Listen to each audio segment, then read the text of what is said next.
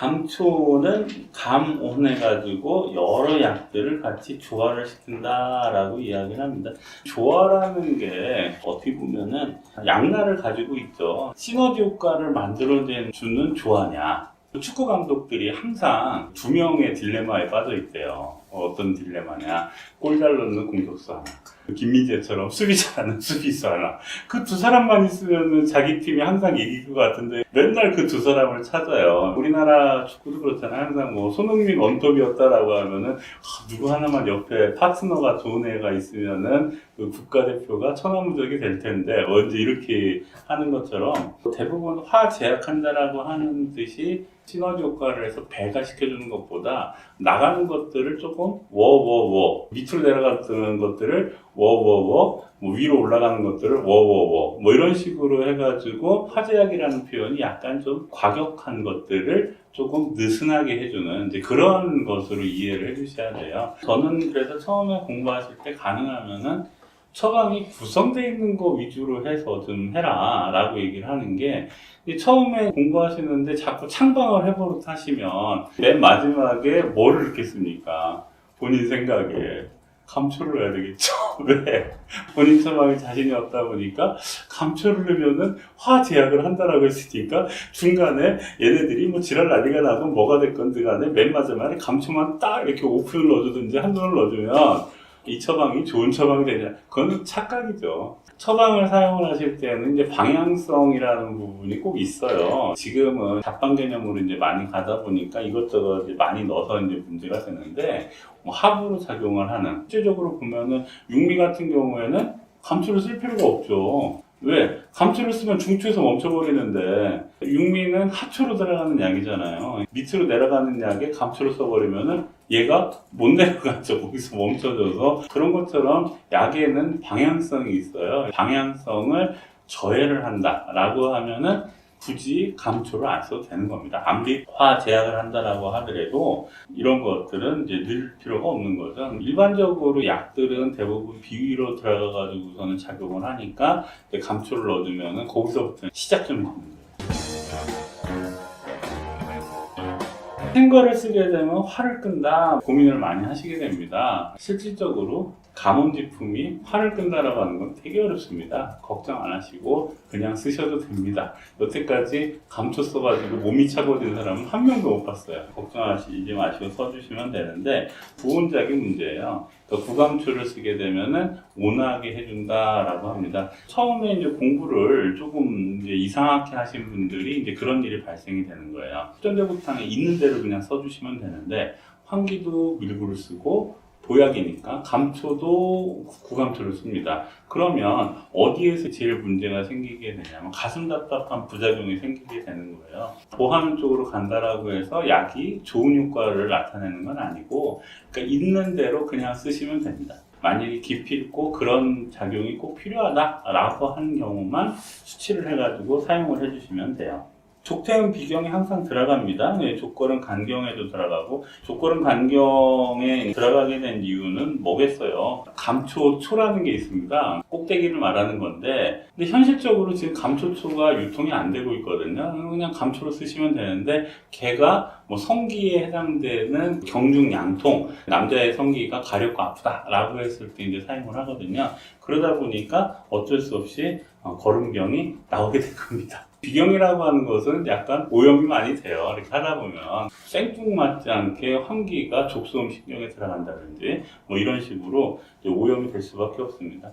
원칙적으로는 뭐 12경락에 다 들어간다. 왜? 화제약을 하려다 보니까 12경락에 다 들어가야 되겠죠. 이렇게 표현을 하게 돼 있습니다. 자, 원지를 오한다라고 했는데 처음부터 탁 터지네요. 귀비탕에 원지가 있죠.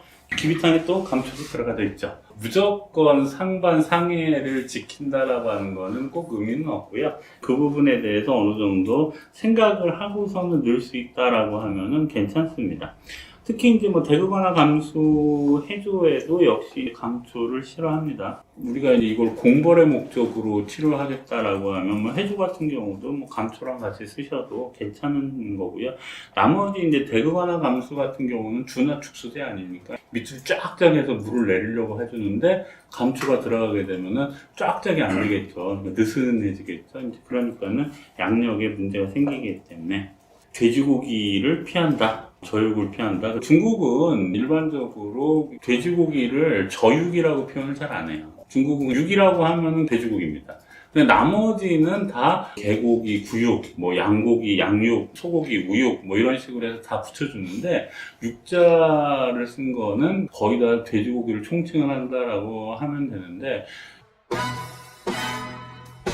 지금은 워낙에 냉장고 문화가 발달이 돼가지고 돼지고기가 문제가 없는 거고 실제 여름에는 그 비계덩어리가 이만큼 있지 않습니까? 돼지고기에 이게 잘 상해요. 저희도 어렸을 때 집에서 옛날에는 잔치를 다 하지 않았습니까? 그래서 뭐 결혼식이 문제가 아니고 장례식 같은 경우가 문제죠. 결혼식은요 한 끼만 주면 되잖아요. 장례식은 아침, 점심, 저녁에다가 뭐 야참에다가 뭐 계속 상합니다.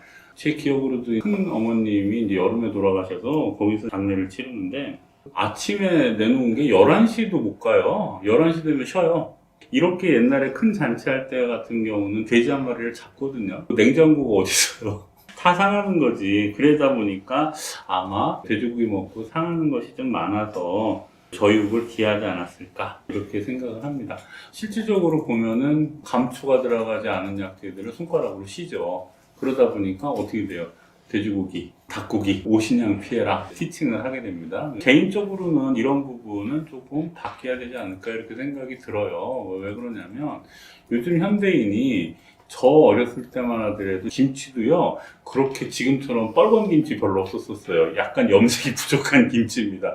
지금처럼 막 시뻘건 겉절이 뭐 이런 게 별로 없었었고 조금 그때는 고추도 이렇게 많이 안 넣었었던 것 같아요. 김치가 그 잘못되는 것들이 이제 발생이 되면은 그 부분이 동네 하나가 다 작살이 나는 거예요. 돼지고기 먹고 한꺼번에 다 이렇게 설사병이 났다 뭐 이런 식으로 되다 보니까 그랬었던 건데 지금에 와가지고서는 자 돼지고기 먹지 말아라, 닭고기 먹지 말아라, 뭐 소고기는요 너 걔는 괜찮아 뭐 이렇게 하고 오신양 먹지 말아라라고 제약을 많이 주잖아요. 뭐 어떤 일이 발생이 되겠어요? 한약을 못 먹어요. 예전에 남자 환자인데 진짜 거의 매일 술을 먹어요. 부인이 한약 먹을 때는 술을 먹지 않지 않을까라는 그런 생각으로 데리고 왔어요. 그래서 한약을 먹었으면 좋겠다라고 하는데 저한테 물어보더라고요. 한약을 먹을 때 술을 안 되죠? 그러더라고요. 그래서 당연히 안 되죠. 그랬더니 그러면은 한 달 정도를 술을 못 먹는데 그래서 한 달 내내 술 먹을 스케줄이 다 있다는 거야. 그래가지고 그때만 하더라도 저도 초보였었으니까 지금은 이제 그렇게 안 하죠. 지금은 뭐라고 하냐면 술을 아침부터 먹어요. 그래서 아니죠. 저녁에 먹죠. 그러면 아침 점심으로 한약 먹으세요. 이렇게 해가지고 한약을 나가는데 그 한약 나갔을 때에 제한을 너무 많이 주게 되면 한약에 대해서 자꾸 사람들이 싫어하게 됩니다. 기피하게 되는 거죠. 가능하면 뭐 양방약 같은 경우도 마찬가지인데 여기 화제약이 이렇게 나와가지고 하는 얘기인데 양방약 같은 경우도 1시간 간격 이상을 두면요 뭐가 됐든지 하나가 소화가 돼요. 한약이 소화가 되든 양방약이 소화가 되든 제일 피하는 것들이 우리는 이제 물약이고 걔는 이제 알약이잖아요. 같이만 안 먹으면 같이 안 먹고 1시간만 떼어서 먹어라. 왜 그러냐면 사실 뭐 로컬에서 제일 많이 부딪히는 것들 중에 하나가 그거 아닙니까? 한약 나가려고만 하면은 원장님 제가 당뇨가 있는데요. 한약 먹어도 되나요? 원장님 저희 혈압약을 먹고 있는데요. 심지어는 중풍 환자들 같은 경우는 엊그제도 왔던 분인데 한 12개 먹어요. 약을 원래 중풍 환자들은. 조금 먹는 사람이 8개 이렇게 먹고 있습니다. 그것도 한 입에 다 안 넘어갑니다. 한 입에 다 안 넘어가는데 거기서 한약을 나가자 뭐 이렇게 얘기하면 아휴 그걸 어떻게 다 먹어요 뭐 이렇게 얘기를 하는데 1시간만 간격 두고 정상적인 한의사 선생님들의 한약 처방은 뭐 이상한 거 빼놓고 이제 그런 것들은 그렇게 독한 약이 없어요. 진짜로 편하게 얘기하자라고 하면 밥 먹고 1시간 있다가 1시간 반 있다가 먹으세요. 이런 것도 사실 필요가 없어요. 대신에 밥 이만큼 먹고, 그다음 우리는 또 수육도 먹지 않습니까? 물 한 대접 먹고, 거기다 또 한약 한 팩을 또 먹고, 그럼 배불러요. 그러니까 그거 아니고, 그냥 빈속에 먹어도 아무 상관이 없다. 밥 먹고 바로만 먹지 말고, 밥 먹고 바로 먹는 건 사실 소화되잖아요. 예전에도 고3 학생인데, 학원하고 뭐하고 하면은 약 먹을 시간이 없대요. 밤 한 11시, 12시 돼서 약을 먹는데, 그렇게 하고 잔대.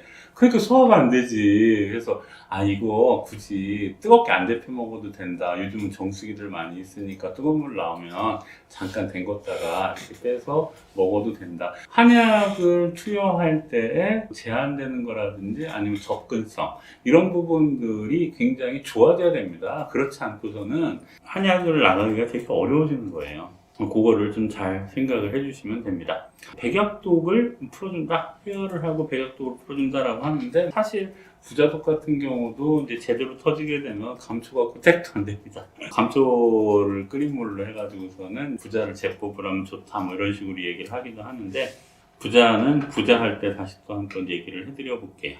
가슴가 강하다? 당연하죠. 이것저것 다 같이 가야 되니까 가슴가 강하. 이런 것들이 처음에 얘기했던 형색, 기미, 성에서 성에 해당되는 거예요.